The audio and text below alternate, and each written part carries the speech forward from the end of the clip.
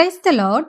இன்றைக்கு daily dose of divine சேனல்ல வெளிப்படுத்தின விசேஷம் 5ஆம் அதிகாரம் மற்றும் யோபு 25ஆம் அதிகாரமும் வாசிக்க கேட்போம். கர்த்தாவே, உம்முடைய வேதத்திலுள்ள அதிசயங்களை பார்க்கும்படிக்கு எங்கள் இருதயத்தின் கண்களை திறந்தருளும் சுவாமி.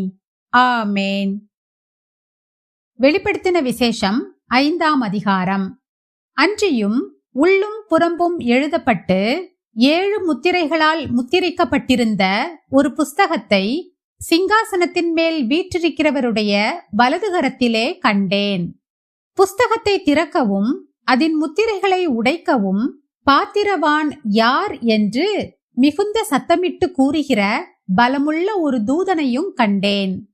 வானத்திலாவது பூமியிலாவது பூமியின் கீழாவது ஒருவனும் அந்த புஸ்தகத்தை திறக்கவும் அதை பார்க்கவும் கூடாதிருந்தது. ஒருவனும் அந்த புஸ்தகத்தை திறந்து வாசிக்கவும் அதை பார்க்கவும் பாத்திரவானாக காணப்படாததினால் நான் மிகவும் அழுதேன். அப்பொழுது மூப்பர்களில் ஒருவன் என்னை நோக்கி, நீ அழவேண்டாம், இதோ யூதா கோத்திரத்து சிங்கமும் தாவீதின் வேருமானவர் புஸ்தகத்தை திறக்கவும் அதன் 7 முத்திரைகளையும் உடைக்கவும் ஜெயங்கொண்டிருக்கிறார் என்றான்.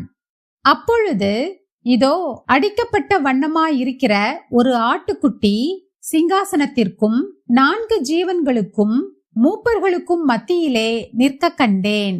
அது 7 கொம்புகளையும் 7 கண்களையும் உடையதாயிருந்தது. அந்த கண்கள் பூமியெங்கும் அனுப்பப்படுகிற தேவனுடைய 7 ஆவிகளேயாம். அந்த ஆட்டுக்குட்டியானவர் வந்து சிங்காசனத்தின் மேல் உட்கார்ந்தவருடைய வலதுகரத்தில் இருந்த புஸ்தகத்தை வாங்கினார். அந்த புஸ்தகத்தை அவர் வாங்கின போது அந்த 4 ஜீவன்களும் 24 மூப்பர்களும் தங்கள் தங்கள் சுரமண்டலங்களையும் பரிசுத்தவான்களுடைய ஜபங்களாகிய தூப வர்க்கத்தால் நிறைந்த பொற்கலசங்களையும் பிடித்துக்கொண்டு ஆட்டுக்குட்டியானவருக்கு முன்பாக வணக்கமாய் விழுந்து, தேவரீர் புஸ்தகத்தை வாங்கவும் அதன் முத்திரைகளை உடைக்கவும் பாத்திரராயிருக்கிறீர். ஏனெனில் நீர் அடிக்கப்பட்டு சகல கோத்திரங்களிலும் பாஷைக்காரரிலும் ஜனங்களிலும் ஜாதிகளிலும் இருந்து எங்களை தேவனுக்கென்று உம்முடைய இரத்தத்தினாலே மீட்டுக்கொண்டு எங்கள் தேவனுக்கு முன்பாக எங்களை ராஜாக்களும் ஆசாரியர்களும் ஆக்கினீர்.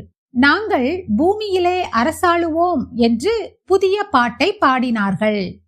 பின்னும் நான் பார்த்தபோது சிங்காசனத்தையும் ஜீவன்களையும் மூப்பர்களையும் சூழ்ந்திருந்த அநேக தூதர்களுடைய சத்தத்தை கேட்டேன்.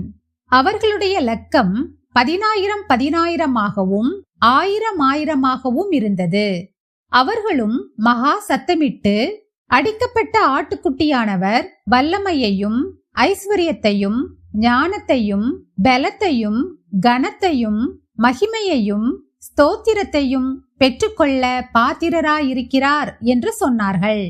அப்பொழுது வானத்திலும் பூமியிலும் பூமியின் கீழும் இருக்கிற சிருஷ்டிகள் யாவும், சமுத்திரத்தில் உள்ளவைகளும் அவற்றுள் அடங்கிய வஸ்துக்கள் யாவும் சிங்காசனத்தின் மேல் வீற்றிருக்கிறவருக்கும் ஆட்டுக்குட்டியானவருக்கும் ஸ்தோத்திரமும் கனமும் மகிமையும் வல்லமையும் சதா காலங்களிலும் உண்டாவதாக என்று சொல்ல கேட்டேன். அதற்கு 4 ஜீவன்களும் ஆமென் என்று சொல்லின. 24 மூப்பர்களும் வணக்கமாய் விழுந்து சதா காலங்களிலும் உயிரோடு இருக்கிறவரை தொழுது கொண்டார்கள். யோபு 25ஆம் அதிகாரம். அப்பொழுது சூகியனான பில்தாத் பிரத்யுத்தரமாக, அதிகாரமும் பயங்கரமும் அவரிடத்தில் இருக்கிறது.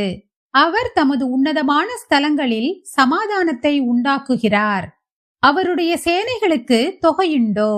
அவருடைய வெளிச்சம் யார் மேல் உதிக்காமல் இருக்கிறது? இப்படி இருக்க மனுஷன் தேவனுக்கு முன்பாக நீதிமானாயிருப்பது எப்படி? ஸ்திரீயினிடத்தில் பிறந்தவன் சுத்தமாயிருப்பது எப்படி? சந்திரனை அண்ணாந்து பாரும், அதுவும் பிரகாசியாமல் இருக்கிறது. நட்சத்திரங்களும் அவர் பார்வைக்கு சுத்தமானவைகள் அல்ல. புழுவாயிருக்கிற மனிதனும் பூச்சியாயிருக்கிற மனுபுத்திரனும் எம்மாத்திரம் என்றான்.